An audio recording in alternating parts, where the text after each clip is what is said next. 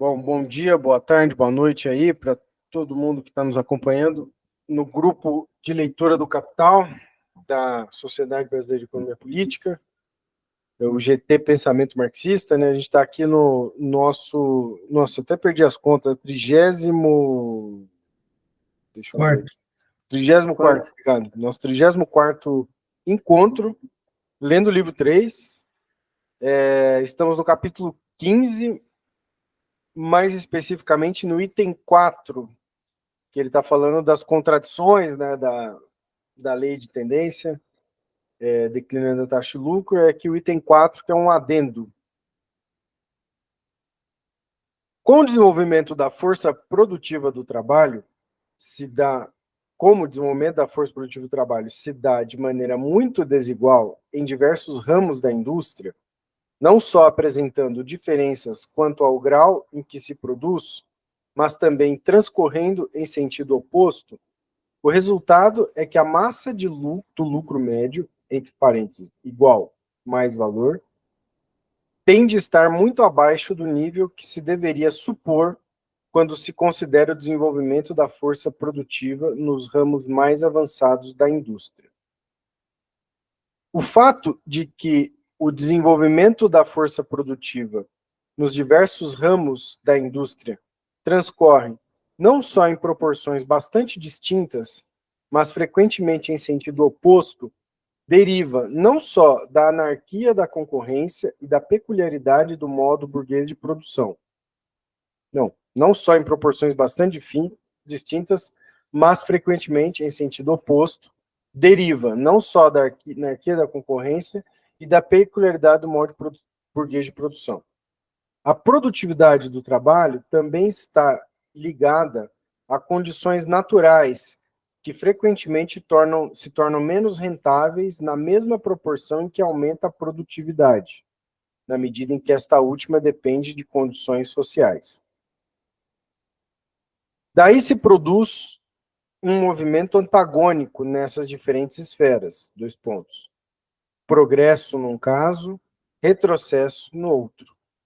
Basta pensar, por exemplo, na simples influência das estações, de que depende a quantidade da maior parte das matérias-primas, o esgotamento dos bosques, das jazidas de carvão, das minas de ferro, etc.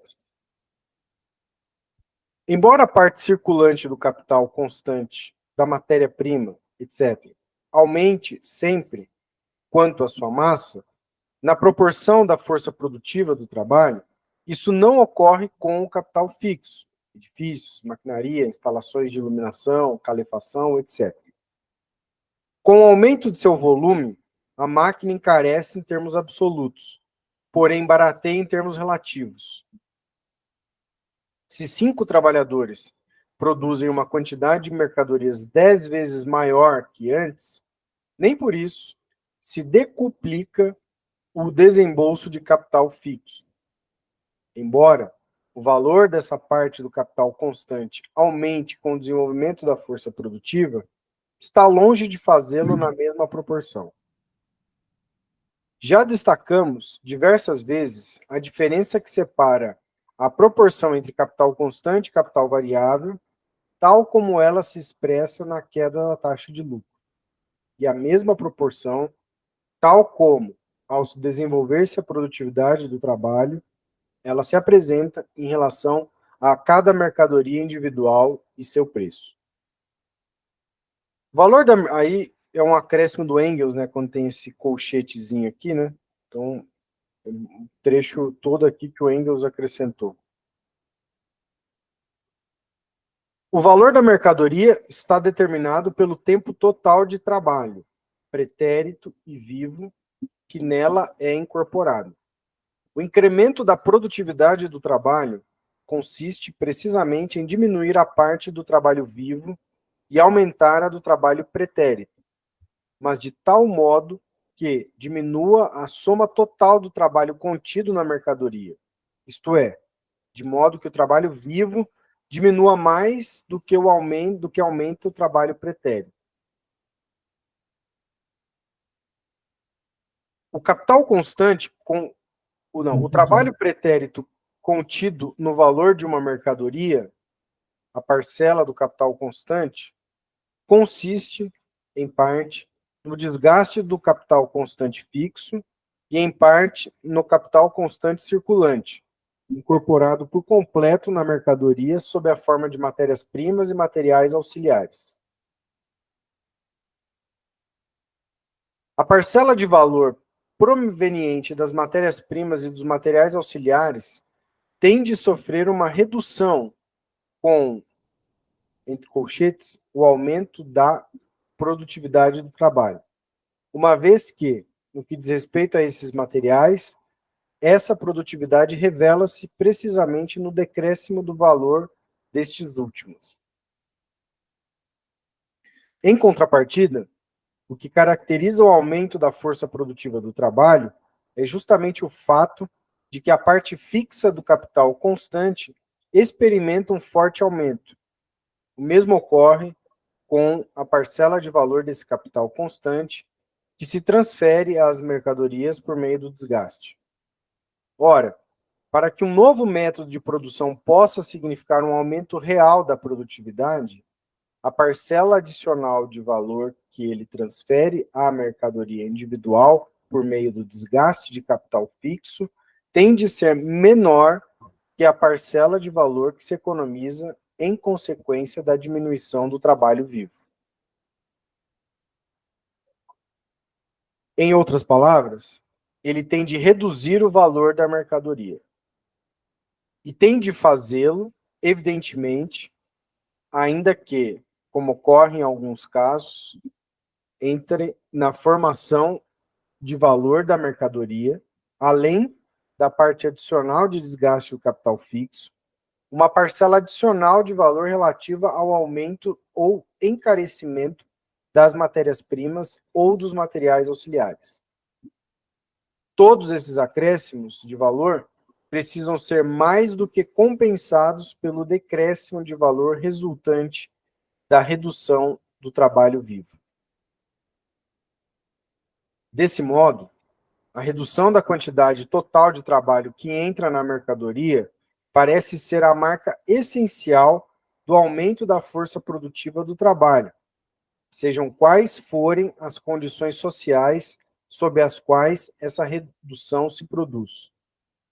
Numa sociedade em que os produtores regulassem sua produção segundo um plano traçado de antemão, nele incluída até mesmo a produção simples de mercadorias, a produtividade do trabalho também seria medida incondicionalmente segundo esse padrão. Mas o que ocorre na produção capitalista? Suponhamos que determinado ramo da produção capitalista produza uma peça normal de mercadoria sob as seguintes condições. 2 pontos. O desgaste do capital fixo representa meio shilling ou marco por peça. As matérias-primas e os materiais auxiliares, 17,5 shillings. Os salários, 2 shillings. E consideremos ainda que, com uma taxa de mais-valor de 100%, o mais-valor chega a 2 shillings. O valor total será igual a 22 shillings ou marcos, ou também poderíamos dizer unidades monetárias, para ficar mais genérico, né, e facilitar o entendimento. Para simplificar, suponhamos que nesse ramo da produção, o capital possua a composição média do capital social, isto é, que o preço de produção da mercadoria coincida com o seu valor e que o lucro do capitalista coincida com o mais-valor realizado. Desse modo, o preço de custo da mercadoria será igual a meio mais 17,5 mais 2, que é igual a 20 shillings. A taxa média de lucro será 2 sobre 20, que é igual a 10%. E o preço de produção de uma mercadoria será igual a seu valor, igual a 22 shillings ou marcos, ou unidades monetárias. Suponhamos que se invente uma máquina que reduza à metade o trabalho vivo requerido para cada peça, mas que triplique a parcela de valor constituída pelo desgaste do capital fixo. A questão se apresenta, então, da seguinte maneira: 2 pontos. Desgaste igual a 1,5, 1,5 Schelling, né, unidade monetária. Matérias-primas e materiais auxiliares, como antes, 17,5 Schellings, unidades monetárias. Salário igual a 1 Schelling, ou unidade monetária.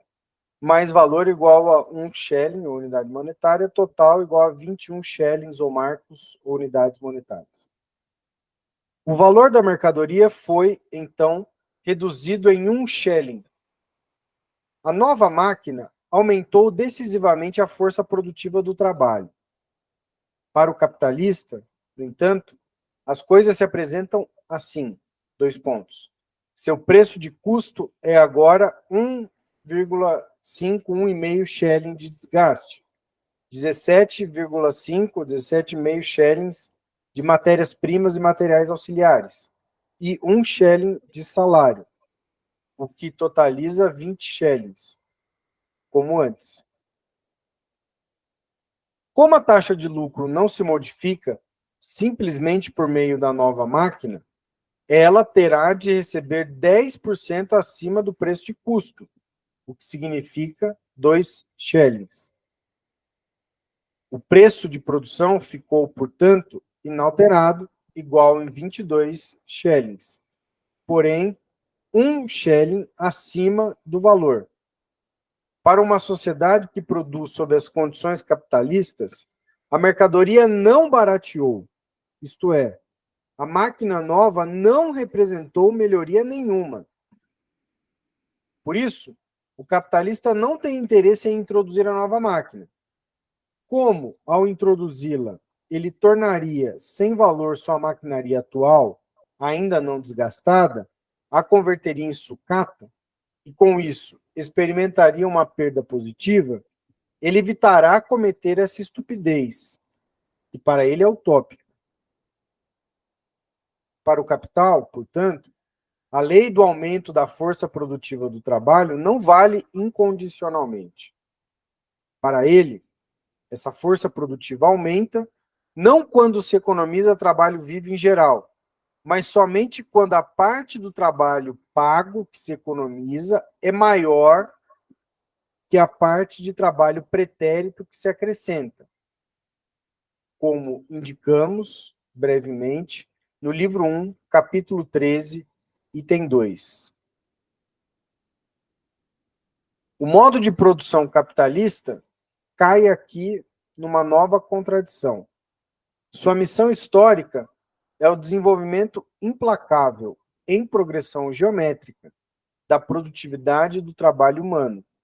Mas ele trai essa missão histórica quando, como ocorre nesse caso, opõe ao desenvolvimento da produtividade, freando-a.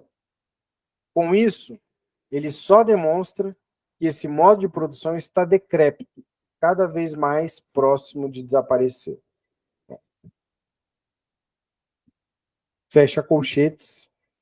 Tem uma nota de rodapé aqui, é 37, que a passagem do Engels, né, um acréscimo do Engels.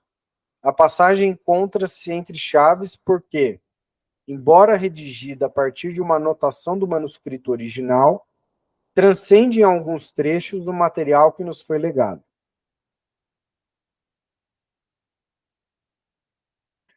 E, bom, terminamos aqui uma primeira parte desse item, desse adendo. Consulta aí os colegas se a gente pausa, comenta alguma coisa. Se alguém quer levantar algum ponto. Eu gostaria só de conversar um pouco, ouvir vocês sobre esse exemplo que o Engels deu aqui, porque honestamente assim eu não entendo como que todos esses números, dessa avaliação que ele faz ali, iria resultar na decisão do capitalista de não eu entendo a parte que ele fala assim de como essa máquina ela teria que ser colocada para funcionar quando a outra ainda não teve desgaste completo. Isso é um problema de fato. Isso aí, não, obviamente, que isso impede ou dificulta um certo aumento da produtividade.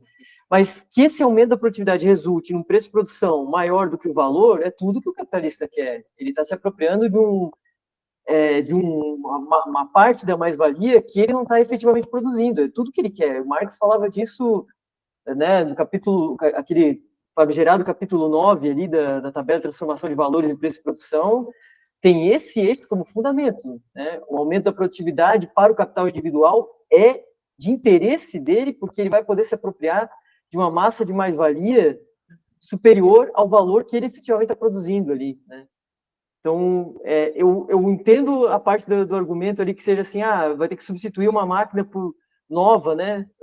Uma máquina velha por uma nova, sem a velha ainda ter se desgastado por inteiro. Isso aí tudo bem. Agora, a parte do argumento ali de que preço de produção é maior do que o valor, isso seria um incentivo, né? Eu realmente não entendi, assim, essa conclusão que o Engels tira.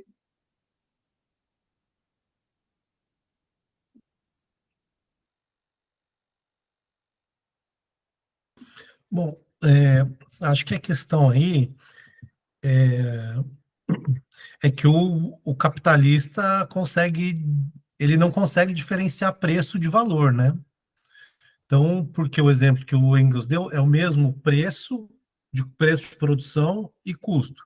E como no argumentação lá ele está dizendo que o capitalista ele vai se apropriar, vamos dizer assim, a distribuição da mais-valia vai ser segundo a taxa média de lucro, né, de mercado.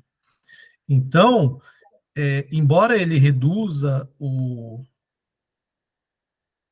ele aumente o valor, vamos dizer assim,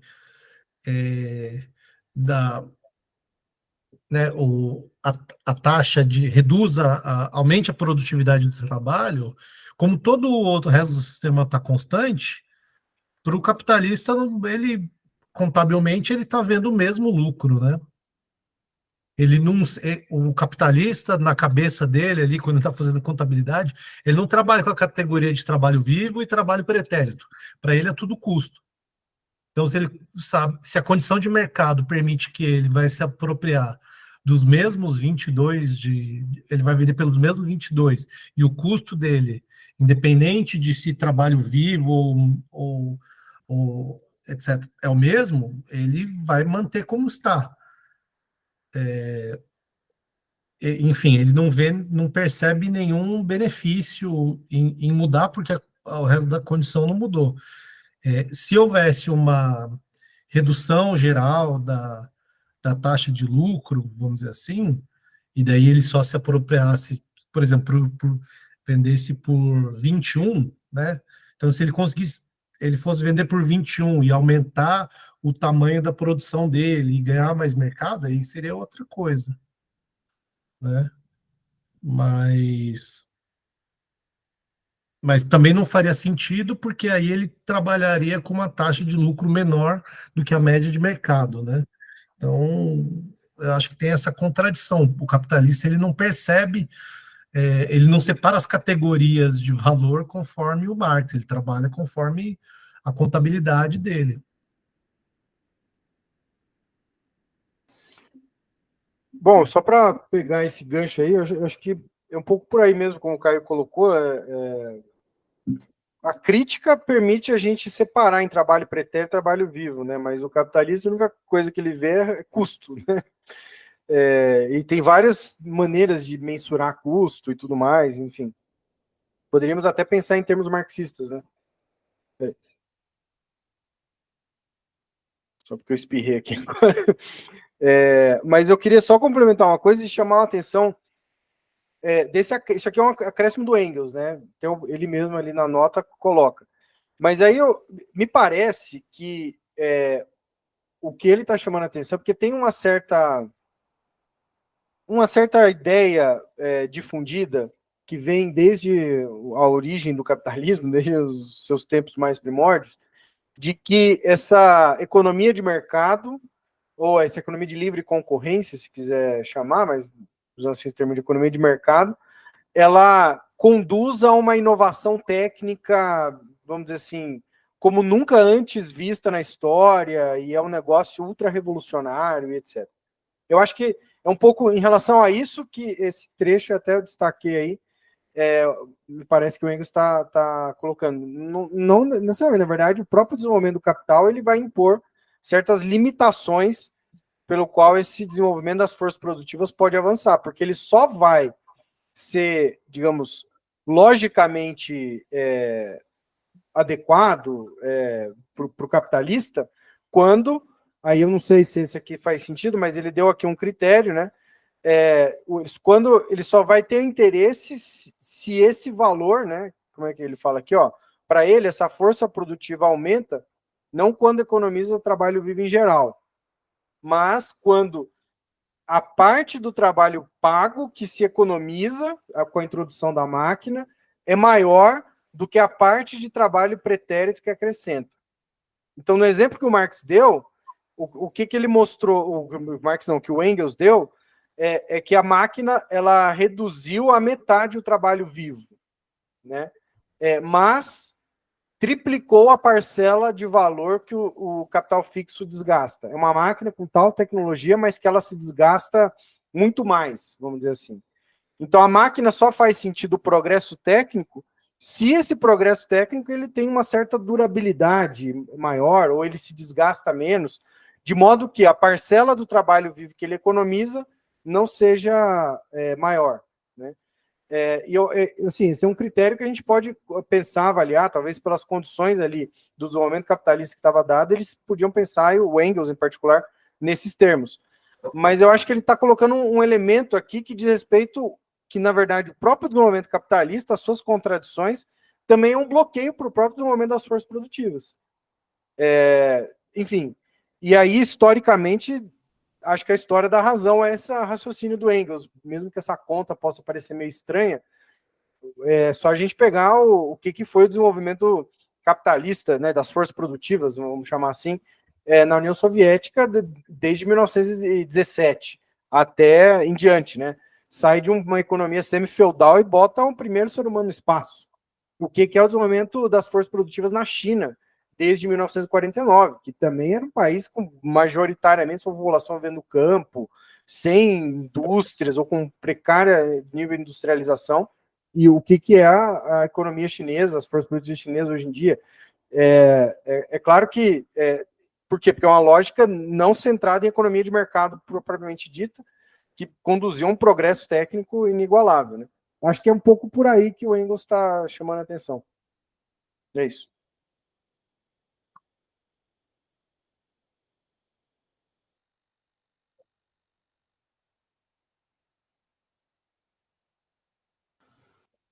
Vamos dar sequência aqui, então, na leitura? Vamos lá, né? Então, na concorrência, o mínimo crescente do capital, que com o aumento da força produtiva se torna necessário para o funcionamento exitoso de uma empresa industrial autônoma, apresenta-se da seguinte forma: 2 pontos. Assim que o equipamento novo é mais oneroso, é introduzido na empresa de maneira generalizada, os pequenos capitais são futuramente excluídos da atividade. Os pequenos capitais só podem atuar de modo independente nos começos dos inventos mecânicos nas distintas esferas de produção.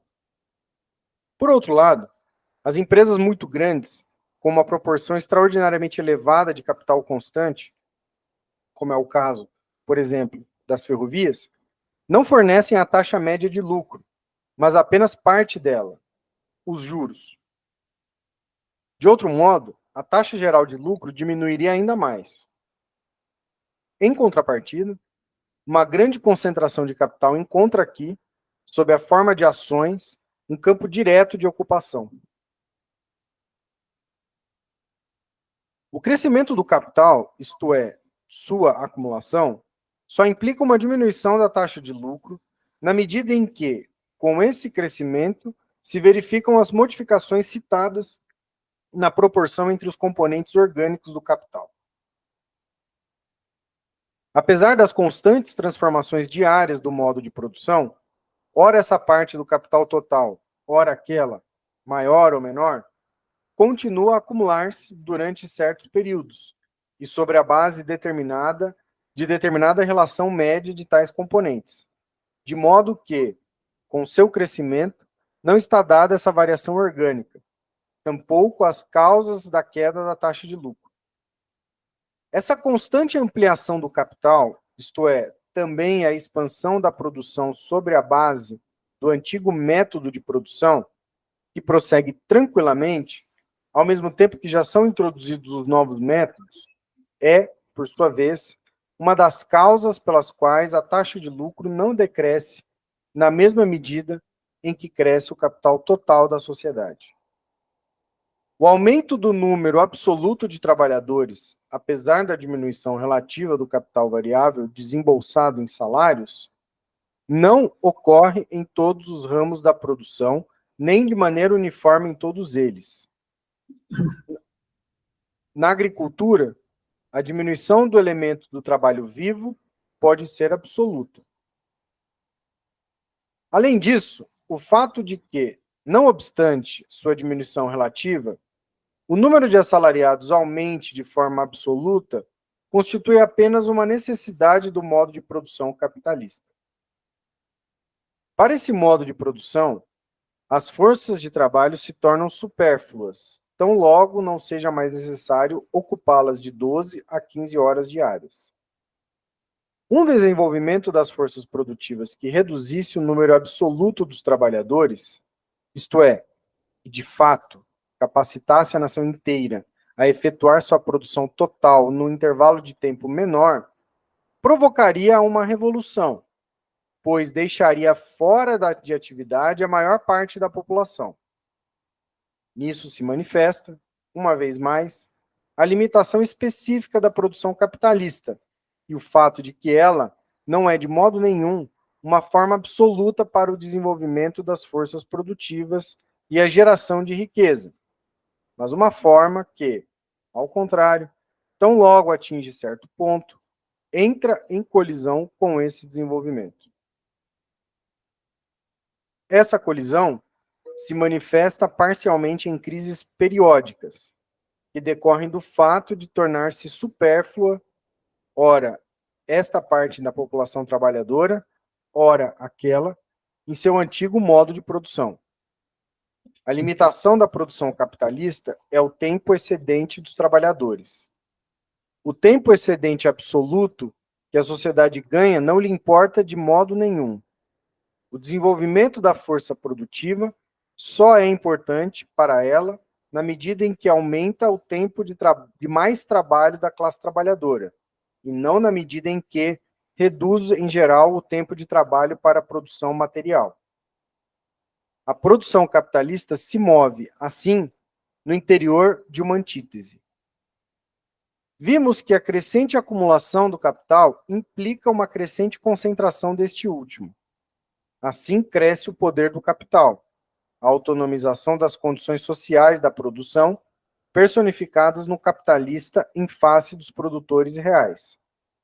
O capital se mostra cada vez mais como um poder social, cujo funcionário é o capitalista, e que já não guarda nenhuma relação com o que o trabalho de um indivíduo isolado possa criar, mas se apresenta como um poder social estranhado, autonomizado, que se opõe à sociedade como uma coisa e como poder do capitalista através dessa coisa. A contradição entre o poder social geral, em que se converte o capital, e o poder privado dos capitalistas individuais sobre essas condições sociais de produção desenvolve-se de maneira cada vez mais gritante e implica a dissolução desta relação, na medida em que implica, ao mesmo tempo, a transformação das condições de produção em gerais, coletivas, sociais.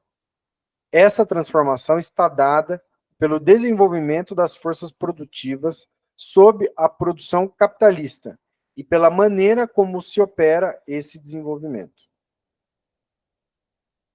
Mais um pequeno trecho aqui que fechamos. Alguma ponderação, comentários? Não? Seguindo.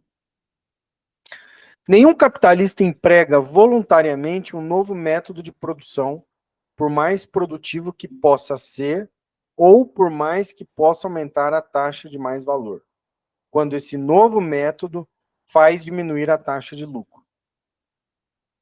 Mas qualquer um desses novos métodos de produção barateia as mercadorias.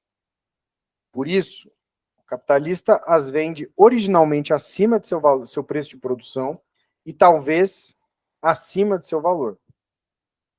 Ele embolsa a diferença existente entre os custos de produção e o preço de mercado das mercadorias restantes, produzidas com custos mais elevados. Ele pode fazer isso porque a média do tempo de trabalho socialmente requerido para a produção dessas mercadorias é maior que o tempo de trabalho requerido com o novo método de produção. Seu procedimento de produção se encontra acima da média do procedimento social, mas a concorrência o generaliza e o submete à lei geral. Tem-se, então, a queda da taxa de lucro, começando, talvez por essa mesma esfera da produção, e logo nivelando-se com as outras, que é, portanto, total e absolutamente independente da vontade do capitalista. Sobre esse ponto, cabe ainda observar que essa mesma lei também vigora naquelas esferas de produção cujo produto não entra direta nem indiretamente no consumo do trabalhador, ou nas condições de produção de seus meios de subsistência. Isto é, também naquelas esferas de produção em que nenhum barateamento das mercadorias pode aumentar o mais-valor relativo, baratear a força de trabalho. Abre parênteses, no entanto, em todos esses ramos, o barateamento do capital constante pode elevar a taxa de lucro, mantendo-se inalterada a exploração do trabalhador. Fecha parênteses.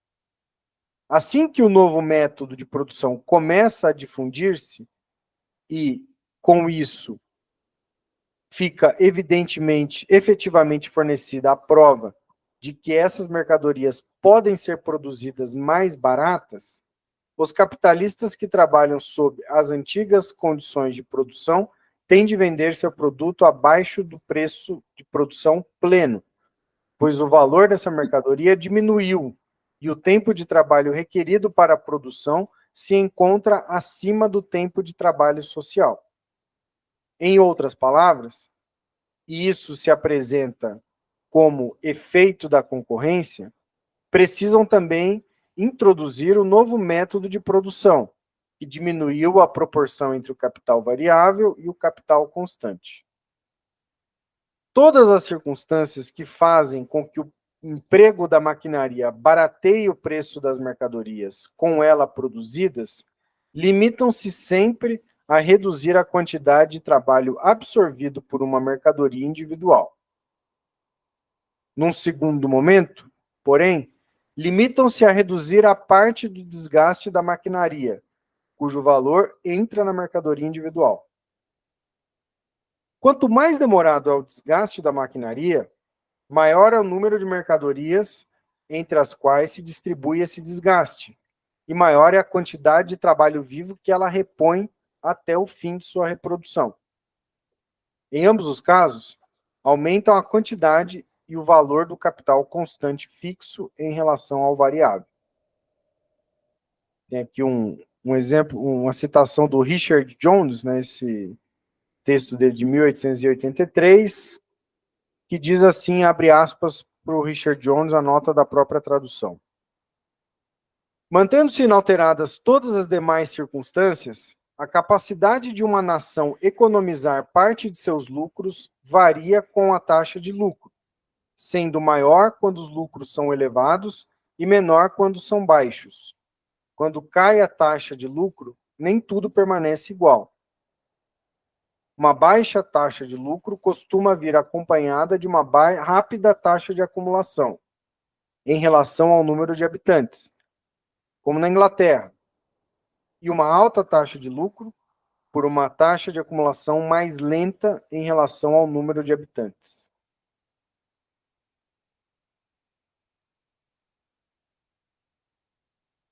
Voltando aqui para o Marx. Jones, essa citação que a gente acabou de ler, acentua, com razão, que apesar da queda da taxa de lucro, aumentam as ocasiões e capacidades de acumulação. Em primeiro lugar, devido ao crescimento da superpopulação relativa. Em segundo lugar, porque com o aumento da produtividade do trabalho, aumenta a massa dos valores de uso representados pelo mesmo valor de troca, isto é, dos elementos materiais do capital. Em terceiro lugar, porque os ramos da produção se multiplicam. Em quarto lugar, pelo desenvolvimento do sistema de crédito, das sociedades por ações, etc., e pela conseguinte facilidade para converter o dinheiro em capital, sem que seja preciso se tornar capitalista industrial. Em quinto lugar, pelo crescimento das necessidades e da ambição de enriquecer-se. Em sexto lugar, porque aumenta o investimento das grandes massas de capital fixo, etc. Então, aqui tá as razões, né, apontadas aqui. Pela relação oposta, né, entre a queda da taxa de lucro e a acumulação. Vou continuar aqui, já que ninguém interrompeu, né? Então, eu acho que até porque termina já o capítulo, né? 3 fatos fundamentais da produção capitalista. 2 pontos. Primeiro, concentração dos meios de produção em poucas mãos, pelo que eles deixam de aparecer como propriedade dos trabalhadores diretos e se convertem em potências sociais da produção, ainda que, num primeiro momento, o façam como propriedade privada dos capitalistas. Estes são os administradores da sociedade burguesa, né, os trustees. Porém, embolsam todos os frutos dessa função. Segundo, organizam do próprio trabalho como trabalho social, organização do próprio trabalho como trabalho social, mediante a cooperação, a divisão do trabalho e a combinação deste último com as ciências naturais. Tanto no primeiro quanto no segundo aspecto, o modo de produção capitalista suprime a propriedade privada e o trabalho privado, ainda que o façam sob formas antagônicas. Aí aqui seria o terceiro, né, mas apareceu como acho que foi um erro de digitação, né? E o terceiro fato da produção capitalista, estabelecimento do mercado mundial. A enorme força produtiva em relação à população que se desenvolve no interior do modo de produção capitalista e, ainda que não na mesma proporção, o crescimento dos valores de capital, entre parênteses, não só de seu substrato material, num ritmo muito mais acelerado que o crescimento da população, contradizem a base cada vez mais reduzida em relação à riqueza crescente, para a qual opera essa enorme força produtiva e as condições de valorização desse capital em expansão. Daí resultam as crises. E terminamos o capítulo e a sessão também. Acho que estamos abertos aí para comentários, reflexões.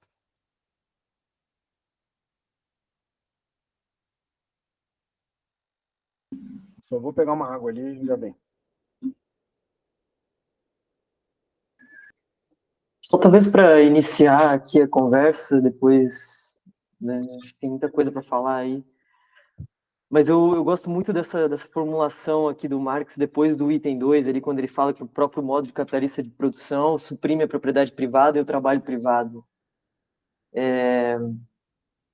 Na verdade, isso está em conversa com essa discussão dos parágrafos anteriores, né? Na verdade, do capítulo inteiro, mas né, em conversa com essa possibilidade de que existe uma taxa decrescente, uma tendência, né, da queda na taxa de lucro, compatível com o aumento da acumulação, né? Isso só é possível porque o processo produtivo, se for ver assim, em grande medida, todos esses itens que o Marx vai elencando ali para conversar com o Sir Jones ali, na verdade, ele tem, assim, poderiam ser em grande medida sintetizados pelo fato de que a produção capitalista ou a organização do trabalho vai adquirindo cada vez mais essa configuração de trabalho coletivo, né, a configuração do trabalhador coletivo ou trabalho social e assim por diante. Então, explorar um pouco essa formulação me interessa, e aqui, só conversando, até uma coisa que acho que no encontro passado, antes de começar, o Arden estava falando daquela questão ali da matemática, se não me engano foi aqui, se eu estou confundindo agora, isso aqui é um jeito de pensar uma coisa do cálculo diferencial que me interessa, né? O cálculo diferencial está sempre pensando a relação de um caso com o seu limite, né? A queda na taxa de lucro causada pelo fato de que o capital se reproduz com aumento de produtividade, por um lado, nos ajuda a explicar as crises, né, que é como o Marx termina aqui. Então, por um lado, ajuda a explicar o funcionamento do capital, né, descreve a melhor descrição possível do funcionamento do capital, né, essa tendência de queda aqui da taxa de lucro causada pelo aumento da produtividade. Mas, por outro lado, parece que o Marx também está apontando aqui para essas questões do limite da relação capitalista, né? Ele está mostrando como a relação capitalista ou a produção capitalista tem que se organizar cada vez mais de forma social, constituindo o trabalhador coletivo, cada vez mais eliminando o assalariamento como forma de reprodução e assim por diante. E isso também aponta para o limite, não só para a crise, ou seja, não só para descrever a reprodução contraditória do capital, mas para os espaços que existem para além da produção especificamente capitalista. Então, me interessa esse pequeno trechinho aqui, que não é exatamente o centro da discussão do Marx aqui, mas que me parece ser interessante.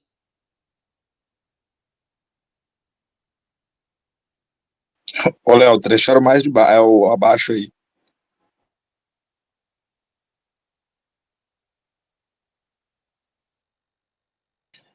Agora é para cima, acho que é o 2, né, Raquel? É o 2. É o 2? No caso ali, tanto no primeiro como no segundo caso, o modo de produção capitalista suprime a propriedade privada e o trabalho privado, ainda que o faça sob formas antagônicas.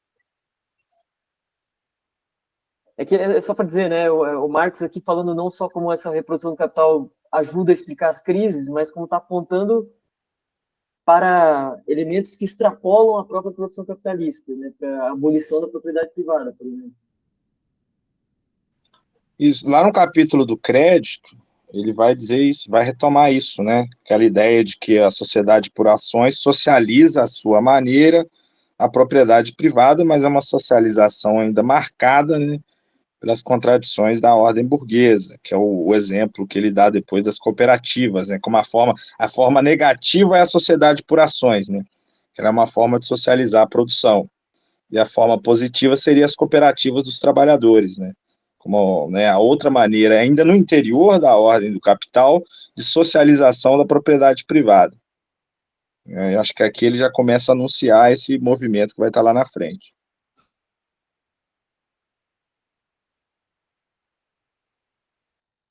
Bom, eu levantei, mas se alguém não falou também, para rodar a palavra, eu já falei muito hoje. Se alguém quiser comentar aí, depois eu comento.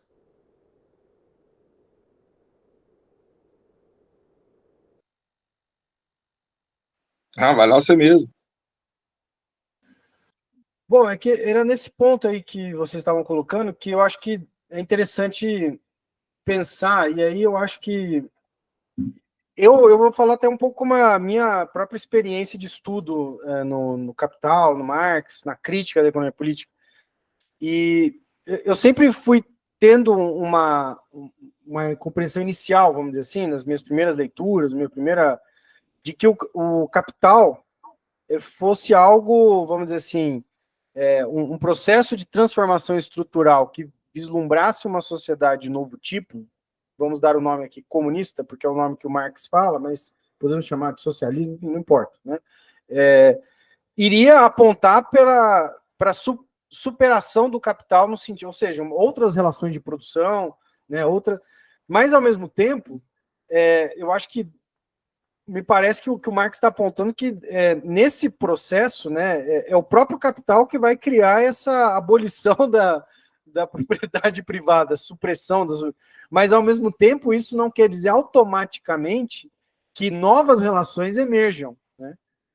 Eu acho que esse é um debate que no marxismo apareceu demais, né? O Lenin debateu isso com os populistas russos. Ao longo do século XX vai aparecer com o nome lá, Reforma ou Revolução, e vai ter um monte de gente se debatendo sobre isso.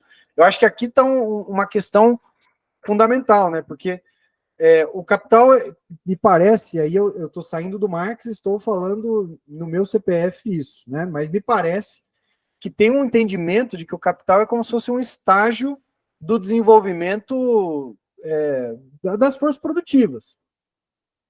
A questão de como conduzir o desenvolvimento das forças produtivas para formas cada vez mais desenvolvidas, cada vez mais novas, que o próprio capital em desenvolvimento engendra, isso só pode, digamos, acontecer se esse processo não é conduzido e orientado, organizado pela anarquia do mercado, ou pela anarquia da concorrência, como o Marx está dizendo, né?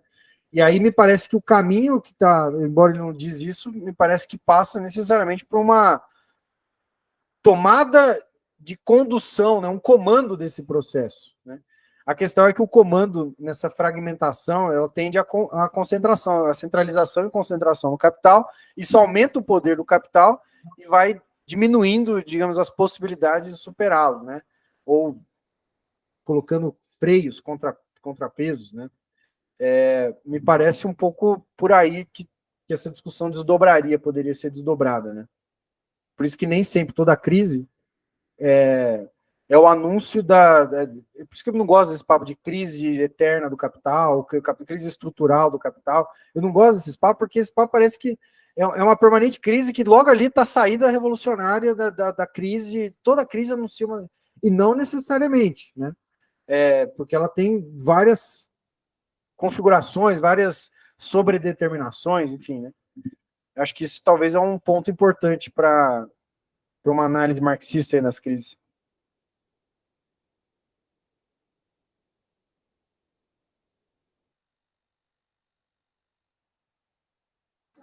Tiago, acho que você está tentando falar, mas a gente está no mudo, pelo menos. Não, eu não tô falando não. Tô aqui ouvindo, quero ouvir, não tenho que colocar agora nada não. Tô pensando junto aqui, acompanhei a leitura, tô pensando junto. Eu queria só pontuar, acho que essa discussão é interessantíssima, Léo, que você levantou, que tem um debate que tem aquele fragmento do prefácio de 59, o Marx vai dizer que nenhuma formação social desaparece antes que ela tenha desenvolvido todas as suas forças produtivas. Essa frase, ela foi entendida, eu acho que de duas maneiras, né? De uma maneira, por exemplo, no debate ali da Segunda Internacional, era preciso desenvolver o capital para depois a gente chegar no socialismo. Na tradição brasileira é a mesma coisa, né? Se a gente pegar o que foi o etapismo do PCB, por exemplo, então temos que desenvolver as forças produtivas para, num segundo momento, a gente atingir o socialismo. Me parece que o Lenin, embora ali, igual você falou, do debate com os populistas, que os populistas russos, Raquel que entende bem disso, que estava na tradução lá do desenvolvimento do capitalismo na Rússia, ele está justamente ali no desenvolvimento e no romantismo econômico, combatendo os populistas, porque os populistas estão defendendo ali o socialismo da pequena propriedade, naquele estilo cismo, de tudo mais. E aí o Lenin estava ali fazendo uma crítica, né?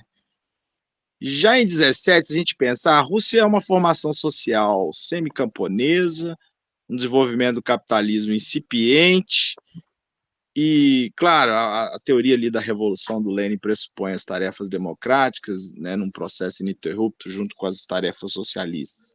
Mas me parece que o Lenin entendeu bem isso daí, né? numa formação social atrasada, vamos dizer assim, né? Que não dá para esperar o desenvolvimento das forças produtivas para dar o próximo passo. Vamos tomar o poder aqui agora, porque as condições se colocam aqui agora, né? Fugindo aí talvez dessa visão mais linear, etapista, né? E tudo mais, uma revolução de duplo sentido. Me parece que isso é um legado do Lenin que é importante para pensar, por exemplo, a revolução num país atrasado como o Brasil. Essas duas dinâmicas, né? Como se combina tarefas, vamos dizer, burguesas, democráticas, com as tarefas, vamos dizer, socialistas e tudo mais. Mas é um debate que eu acho interessantíssimo, né? E hoje, né, se a gente for pensar com Marx, a produção está completamente socializada, nesses termos colocados pelo Marx, né? Penso que ela está completamente socializada. Claro, atravessada, como ele mesmo diz, pelas contradições tão postas aí, as contradições antagônicas do capital.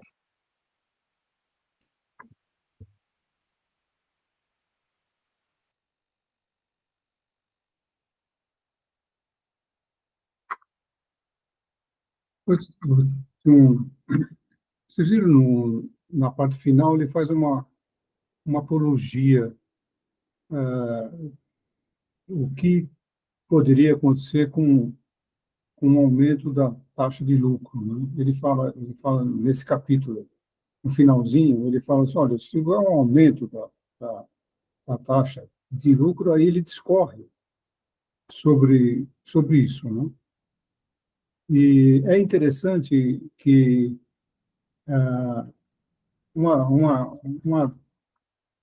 e como um governo burguês tem por finalidade criar boas condições, um bom ambiente de negócios, que são exatamente favorecendo isso que ele fala, né?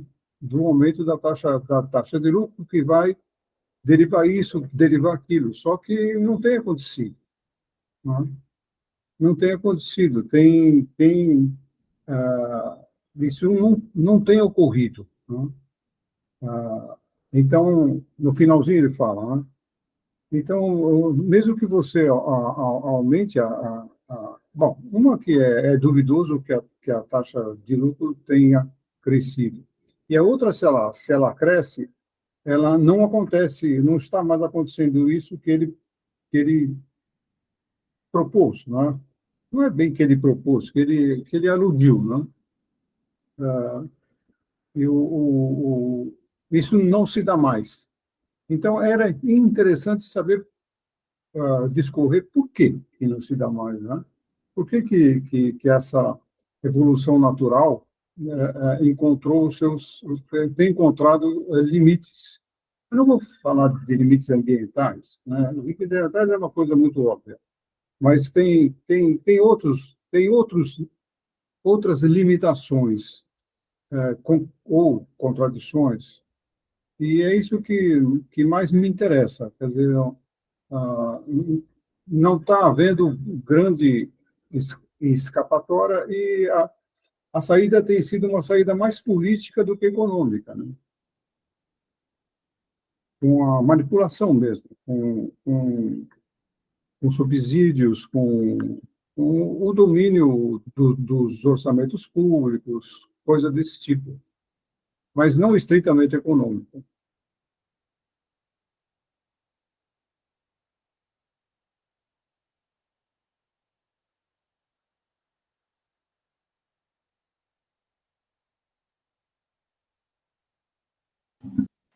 Mas aí, só para dialogar, aí, já que ninguém pegou a palavra,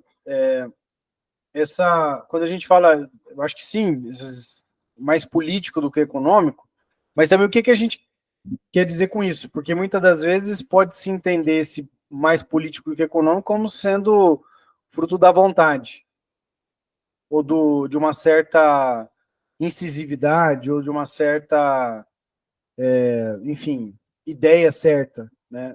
Não acho que seja esse exatamente o que o Fernando está colocando, mas esse político ele tem também certas limitantes, né?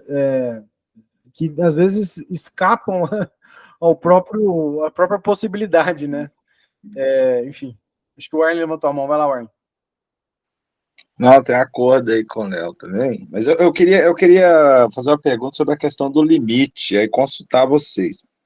Recentemente eu li um texto do curso, do pessoal lá da crítica do valor de associação, é o Dinheiro Sem Valor que chama o texto. Aí ele fala, ó, o problema de todos os teóricos marxistas da crise é que eles não entendem que existe um limite absoluto da produção capitalista. E nós chegamos nesse limite absoluto.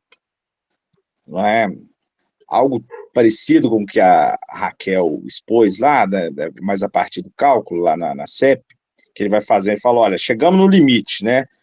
A gente expulsou tanto o trabalho vivo do processo produtivo que a substância do valor está comprometida, né?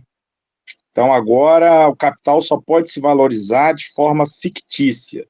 Eu não tenho acordo com essa tese, que é uma tese que leva para a noção de catástrofe, mas aí eu queria ouvi-los aí. O que vocês pensam sobre essa ideia do limite? Raquel, que é boa dessa coisa de limite. Não é? Então, assim, tem um limite absoluto da produção capitalista ou não? Assim, que ele fala, olha, o problema das teorias contemporâneas e até das teorias antigas da catástrofe é que ela não aborda esse limite absoluto. E nós chegamos nesse limite absoluto, que é essa relação entre o trabalho como o elemento fundamental da valorização que está sendo expulso do processo de produção do valor. Por isso, vamos dizer assim, né, um dinheiro sem valor vai surgir aí, né? O valor de troca, vamos dizer, esvaziado da sua substância, né? E aí, porque atingiu o limite absoluto, portanto, a catástrofe. Claro, tem consequências políticas, né? A classe trabalhadora perde centralidade nessa perspectiva do curso. É isso.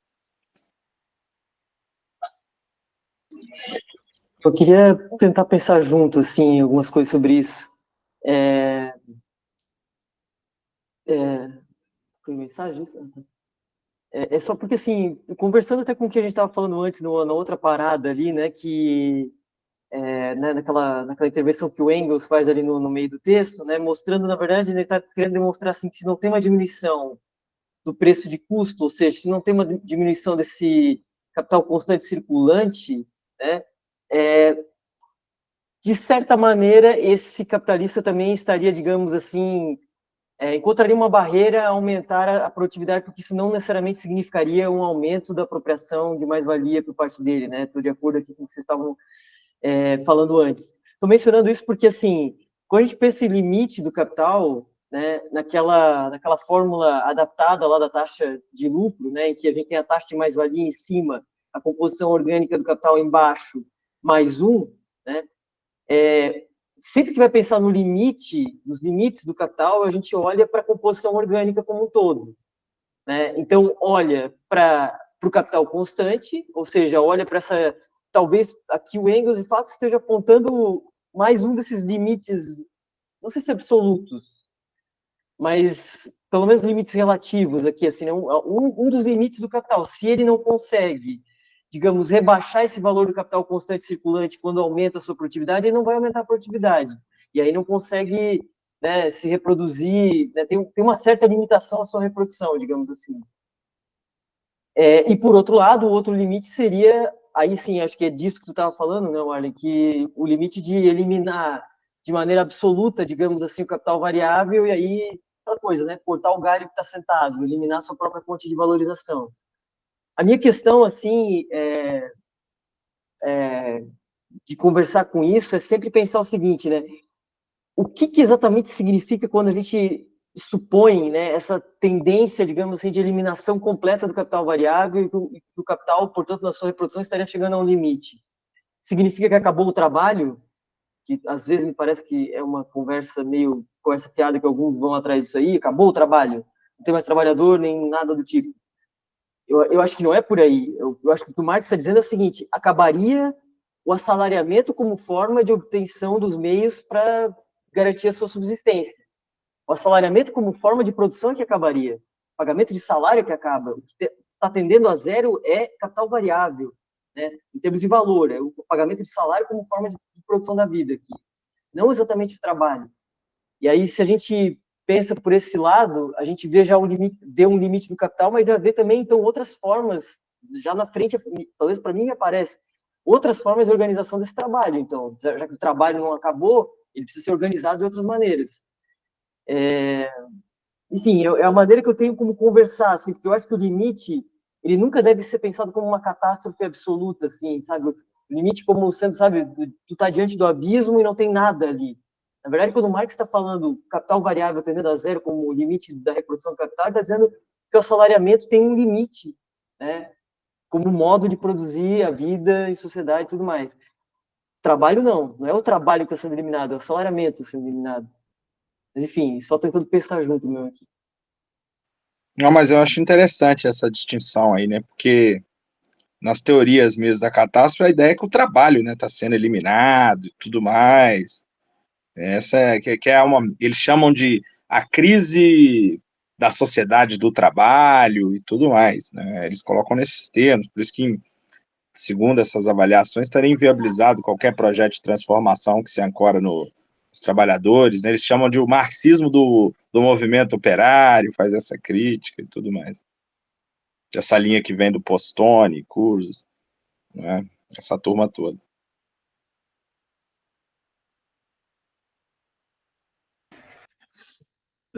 Não, acho que só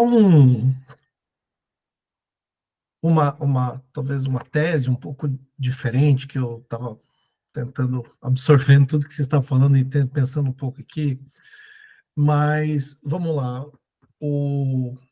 Quando o Marx aqui está apresentando a lei da queda tendencial da taxa de lucro, e aí acho que disso se derivam essas teorias, como o Léo começou colocando, de que tinha essa discussão da transição para o socialismo, né, devido aos limites do próximo capitalismo, ou toda essa discussão sobre crise e o fim do trabalho, né, que ele fala assim, então vamos pegar basicamente está intimamente ligada com essa redução do trabalho orgânico, né, o aumento do capital constante, e vamos levar isso ao limite.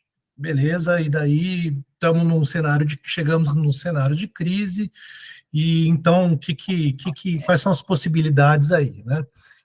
E daí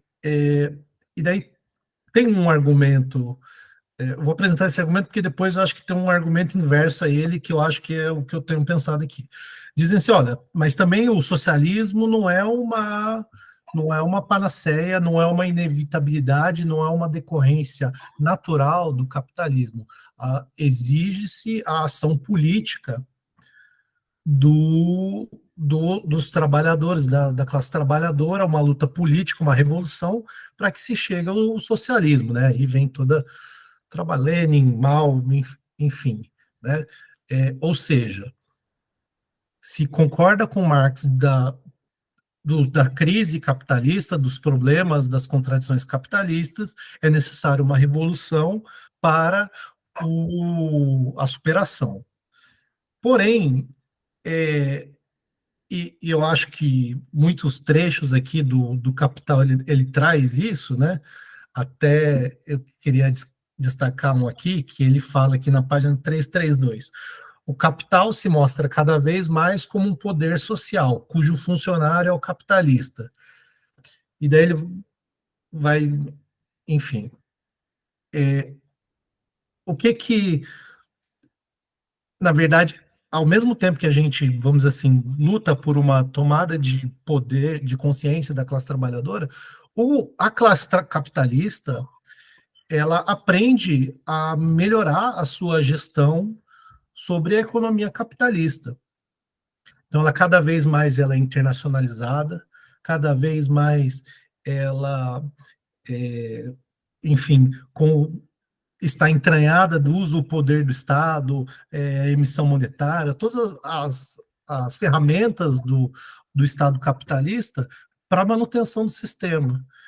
E eu acho, tem um texto lá famoso do Kalec, né, que é as consequências políticas do plano emprego, né, acho que é uma coisa assim. Mas qual é o argumento dele? Olha, os economistas é que eles já descobriram a forma da gente manter o pleno emprego. Porém, é um projeto político do capitalista que isso não seja o caso, porque isso só interessa quando é benéfico ao capitalista que se mantém o pleno emprego. E o capitalista, como ele, vamos dizer assim, é uma classe muito menor, muito mais fácil de se organizar e que tem acesso a recursos infinitos, ele consegue fazer o cálculo de que, às vezes, uma crise é interessante para, vamos dizer assim, a perpetuação do sistema, né? Então,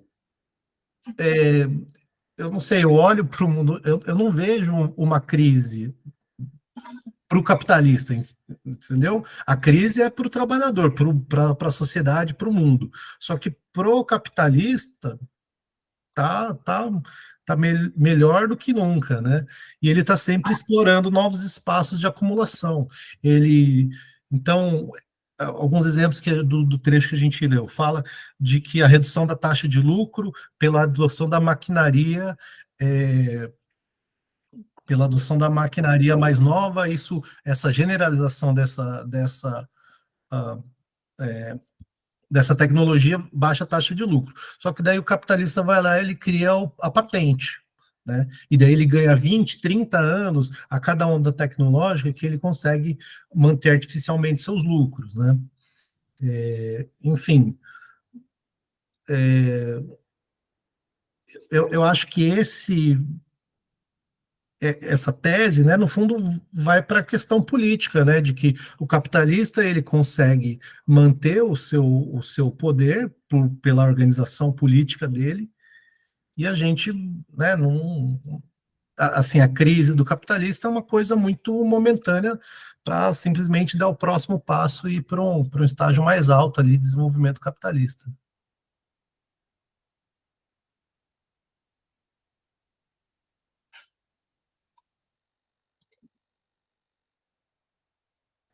Vai lá, Warley. Eu falei muito, vai lá, Fernando. Não, eu insisto nessa parte política por causa do seguinte, eu acho meio inútil discutir sobre... O capitalismo está permanentemente em crise, né? Só pode ter episódios de maior intensidade, mas ele fala isso aí. Ele fala da concorrência, né? Ele fala. Então, ele está permanentemente em crise, né? Às vezes mais exacerbado. E o grande problema que eu vejo é a organização política dos trabalhadores, né? Esse é o grande problema. Isso ficou muito evidente no começo dos anos 20, na Itália, né? Hoje, nós falamos muito de fascismo e tal. O Partido Comunista era muito recém-fundado. O PSI já tinha uma força incrível. Havia um Estado pré-revolucionário na Itália, e no pós-guerra, logo no pós-guerra, e resultou no fascismo, né? Então, o Lenin falava, a crise, o problema da classe operária é o problema da sua direção. Quer dizer, é de quem se prepara para isso, de quem vai dirigir esse processo em momentos apropriados de crise aguda. Então, aí entra o Gramsci e fala assim, olha, puta merda, no capitalismo ocidental, não dá para você pegar as táticas leninistas, né? Porque é um capitalismo mais desenvolvido e mais entranhado na sociedade com seus valores. Ele começa a falar de valores. Ele não se atém apenas à economia, ele amplia a discussão para a cultura, que é uma coisa que os marxistas, em geral, fogem, né? Mas eu penso que aí é nisso que eu estou colocando o problema político. É o problema de convencimento, é um problema de relação de força. Por exemplo, eles dominam o Estado, né? Basta ver como é que age o Haddad. O Haddad é um representante do mercado financeiro lá, ele só faz aquilo que o mercado financeiro, e o mercado financeiro acabou de dobrar o Lula, para você ver como a burguesia resolve as suas crises tomando conta completamente do Estado em seu favor. Isso é política. Isso é política. É claro que o poder é econômico e que resulta numa força política, uma força incrivelmente. Então, a discussão sobre a crise me parece uma discussão que não leva a muita coisa, né? Eu acho que a discussão política eu acho mais importante, né? E de organização, política e organização. Aí entra o problema de partido, etc., né?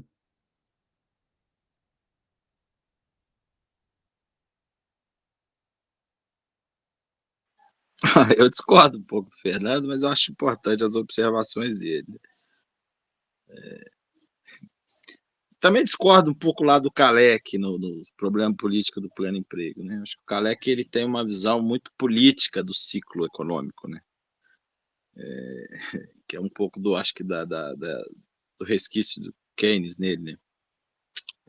Acho que na formulação dele, mesmo, na ideia do ciclo, né, econômico, ciclo de negócios, acho que ele acredita demais que a intervenção política pode alterar os rumos do ciclo econômico, e eu penso um pouco diferente.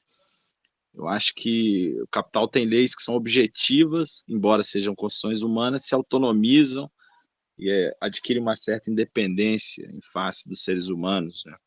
Aquela ideia do Marx que o capital é um sujeito automático, né? O fim dele é ele mesmo, né?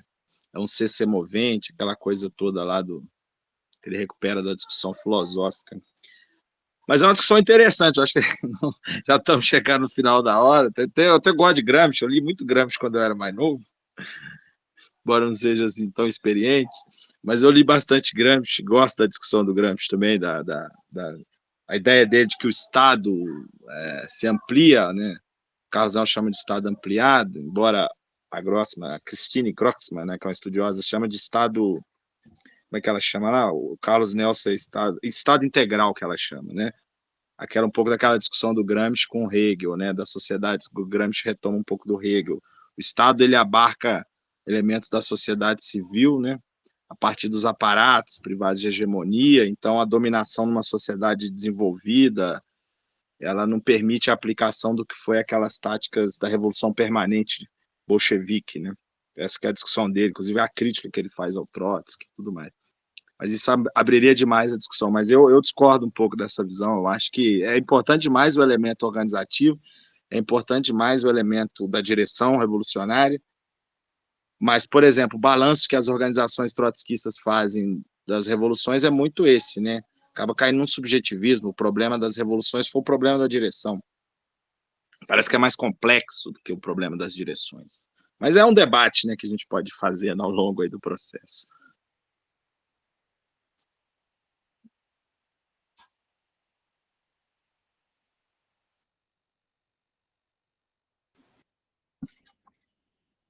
Bom, acho que chegamos aí num ponto, né? Vamos ficar por aqui. Aí, semana que vem, a gente continua a partir da sessão 4. Transformação de capital mercadoria, de capital monetário em capital de comércio de mercadorias e capital de comércio de dinheiro, o tal do capital comercial. Em particular, começamos o capítulo 16.